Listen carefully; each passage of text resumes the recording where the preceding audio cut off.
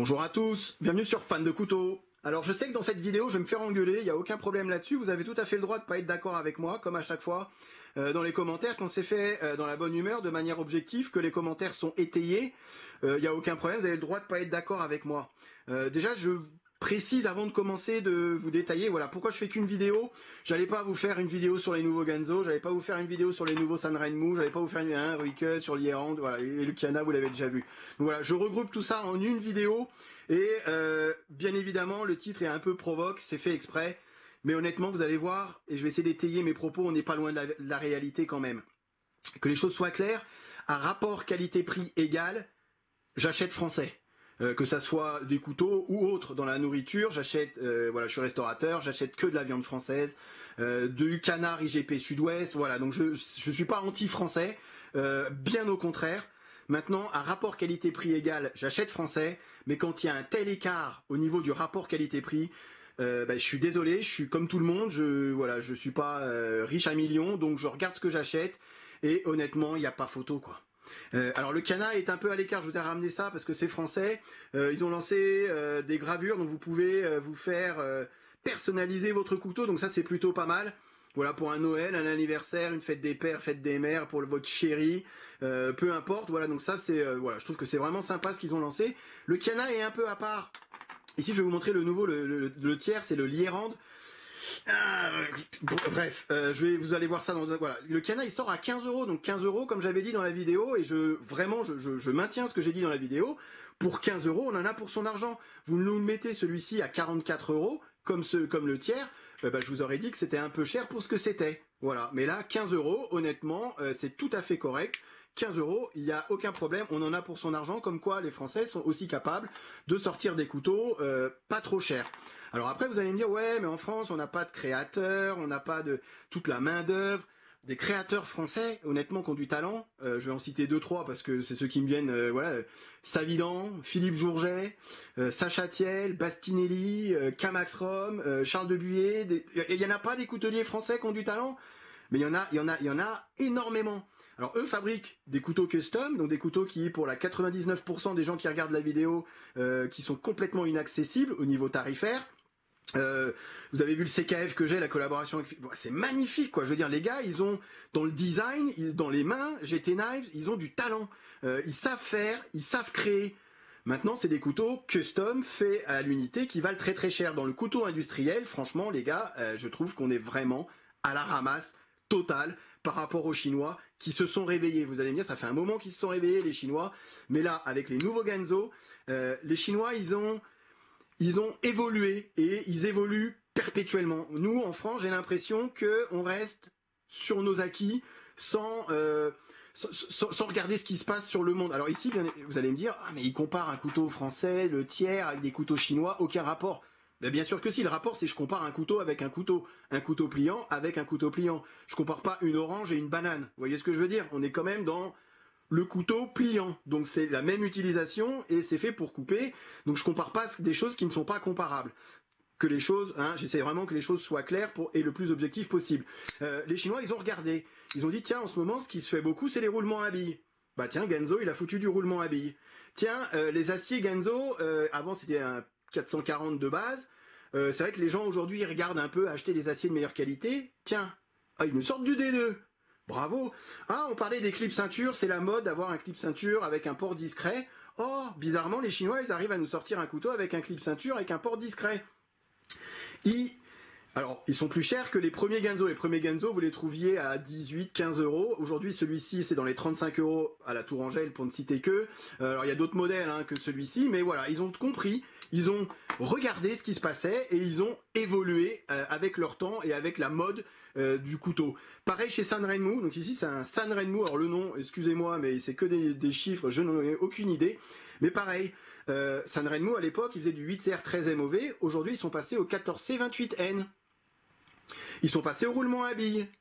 Ils sont passés à des manches inox avec une entretoise bleue. Celui-ci pourrait franchement ressembler à un Real Steel ou à un Ruike. Vous voyez, ils ont même piqué l'idée du blocage de la lame en position, blocage du frame lock en position ouvert. Et pareil, roulement à billes. vous avez une vis de pivot où on voit à travers. C'était soi-disant une innovation chez Zéro Tolérance. Je l'avais présenté le modèle de chez collaboration avec RJ Martin. Wow, quelle innovation, Sanrenmo pour 20 €, ils vous le font, hein, sans aucun problème.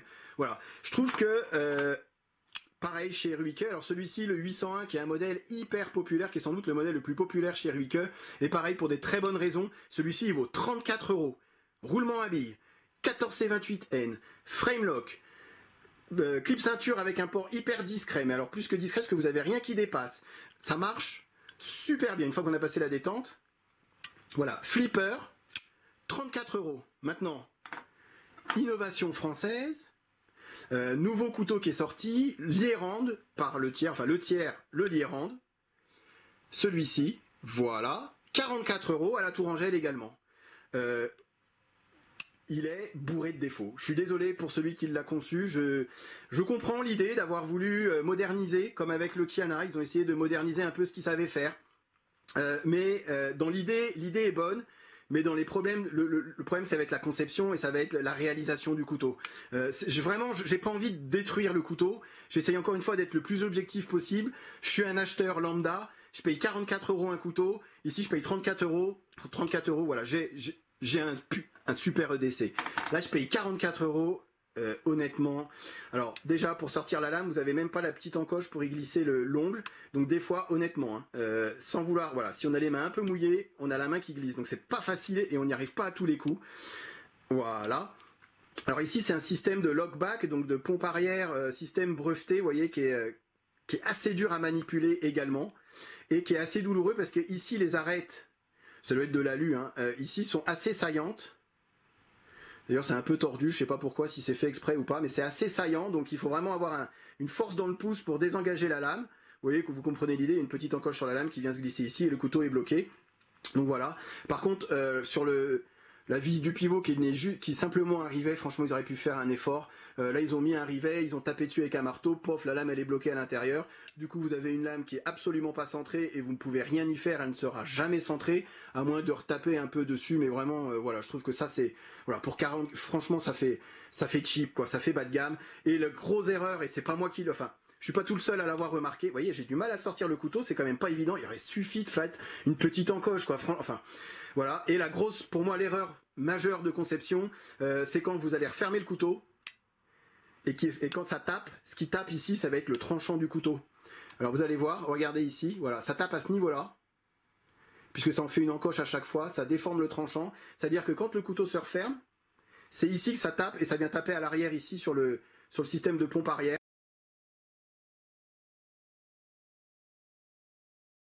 Écoutez, voilà, et ça baise le tranchant. Je suis pas fabricant, ok, on est bien d'accord, je donne de leçons à personne, on est bien d'accord, je suis juste, et j'essaye d'être le plus objectif possible, comme à chaque fois dans mes vidéos, quand c'est bien, je le dis, bah, quand c'est moins bien, j'essaye de le dire aussi, et là, franchement, pour 44 €, les gars, j'aime bien la forme de la lame, je comprends l'idée de faire un couteau assez fin, un peu comme le Kiana c'est 15 €, et franchement, c'est presque mieux, quoi. Bon, voilà, vous aurez compris, c'est pour ça que je fais cette vidéo. Et je vous dis, les Français, on a quand même, je sais pas si on peut dire du souci à se faire, non, parce qu'on a des créateurs, on a des couteliers français qui sont en train de cartonner à l'étranger, et chapeau à eux, bravo à eux, vous faites un travail qui est magnifique, j'adore vos réalisations, j'adore le savoir-faire et le détail des finitions que vous mettez, mais franchement, dans le couteau, j'ai envie de dire industriel et couteau de production, honnêtement, on n'est vraiment pas à la hauteur. Alors vous allez me dire, ouais, en France, il y a des charges sociales, en France, les salaires sont élevés, ok, je sais tout ça, il n'y a aucun problème là-dessus, mais le but pour eux, c'est quand même de vendre du couteau, et quand on a un Ruike comme celui-ci à 34 et un Lierand à 44, sauf si on est à 100% français et qu'on veut les aider, il n'y a aucun problème, vous pouvez l'acheter, mais honnêtement, il n'y a même pas à regarder 2 secondes. Voilà, j'espère que j'ai été clair, que ça vous a permis de voir les différents couteaux Genzo. Ils sont, je termine là-dessus, mais Genzo, franchement, avec leur nouveau modèle, regardez ce qui est sorti. Alors, vous aimez pas celui-ci, c'est pas grave, ils en font des tonnes et des tonnes. Il y en a vraiment pour tous les goûts et ça marche superbement bien. Donc pour 35 €, vous avez un truc qui tient la route avec un bon acier, des roulements à billes. Vous en avez même avec l'Axis Lock de chez Benchmade, parce que l'Axis Lock de chez Benchmade, ils lui ont pas piqué, c'est tombé dans le droit commun, donc ça veut dire que tout le monde aujourd'hui peut utiliser l'Axis Lock de Benchmade sans avoir à lui reverser des royalties, donc ça c'était aussi à savoir. Donc ils ont rien piqué à personne, l'Axis Lock de Benchmade est dans le domaine public, donc tout le monde peut l'utiliser. Voilà, donc j'espère que ça a été utile pour vous. Honnêtement, si j'avais un choix à faire, ce Ruike 801, et je suis pas le seul à le dire, Gideon's Tactical, donc une chaîne américaine également, on est hyper satisfait, et pour lui, il est tout à fait d'accord avec moi. Difficile de faire mieux pour 34 €. Merci d'avoir regardé la vidéo, je vous dis à très bientôt sur Fan de Couteau, salut.